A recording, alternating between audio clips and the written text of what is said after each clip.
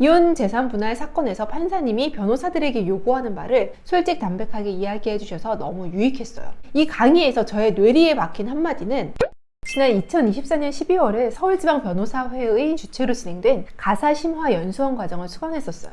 저는 14년차 이혼 전문 변호사지만 여전히 가족법 관련 변호사 강의는 거의 모두 챙겨 듣고 있는데 최신 판례의 내용이나 법원의 추세를 최대한 반영해서 사건을 잘 진행하고 싶은 저의 욕심에서죠. 이번 가사심화연수원에도 여느 강의처럼 너무 좋았는데요. 한 가정법원 판사님의 이혼 재산 분할에 관한 강의가 너무 인상적이어서 오늘 영상에서는 공유해 보려고 해요. 강의 내용은 비공개가 원칙이어서 여러분에게 모두 알려드릴 수는 없지만 이렇게 강의 목표만 봐도 유익하죠. 이혼 재산 분할 사건 변론의 기본적 흐름을 파악하고 실무에서 마주치는 사항을 대처하고 실무가에 의한 실무가를 위한 강의였는데요. 여기에서의 실무가가 바로 저 같은 이혼 전문 변호사를 지칭하는 건데, 이혼 재산 분할 사건에서 판사님이 변호사들에게 요구하는 바를 솔직담백하게 이야기해 주셔서 너무 유익했어요.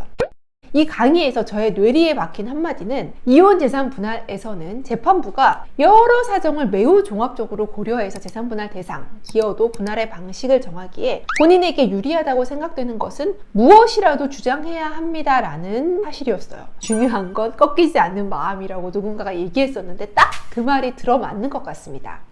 한 가지 예를 들어보면요. 이혼 시 세금 문제예요. 이혼 재산 분할로 부동산 이전 받으면 양도소득세, 증여세 없다는 건 다들 아실 텐데 가끔 의뢰인들이 이런 말씀들 많이 하시거든요. 내가 이혼하면서 부동산을 받으면 나중에 이걸 팔 때 양도세를 내가 엄청 내게 된다. 그거를 이혼 재산 분할할 때 고려해 줘야 하는 거 아니냐라고 하세요. 사실 판례의 원칙은 이혼하는 그 시점에 현실화된 세금이 아니니까 재산 분할에서 고려해야 할 채무가 아닌 건 맞아요. 이게 언제 파느냐에 따라서 양도세는 계속 달라지니까 특정이 안 되잖아요. 그런데 말이죠. 예를 들어서 이혼 재산 분할 명세표를 딱 정리해 보니까 부부의 유일한 재산이 30억짜리 아파트고 이혼 후 남편이 이 아파트를 단독 소유하고 아내에게 돈을 지급해 주는 걸로 재산 분할이 정리된다면 아내에게 정산해 주어야 할 재산 분할금이 30억의 50%인 15억 정도가 된다고 해봅시다. 그러면 남편은 현금이 없으니까 이 아파트를 팔아야지 그 15억을 마련해서 아내에게 줄 수가 있잖아요. 이렇게 아파트 매각이 당장 눈앞에 닥친 현실이라면 이혼 소송 중인 현 시점에 그 아파트를 아직 팔지 않았더라도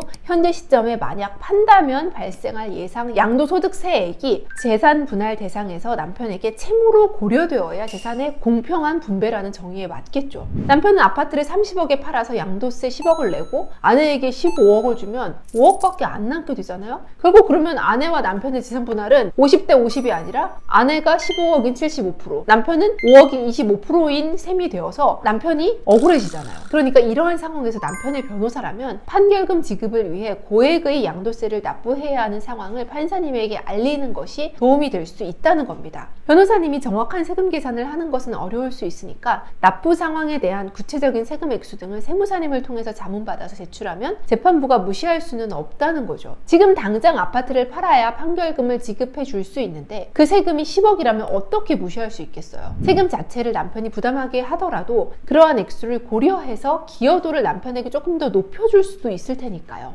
재산 분할에서 중요한 것은 재산 분할의 기본 법리에 너무 얽매이지 말고 어떤 주장이라도 본인에게 유리한 점이 있다면 적극적으로 해내는 것이 필요한 것 같습니다. 이혼 재산 분할에서 가장 중요한 것은 꺾이지 않는 마음이라는 사실을 명심합시다.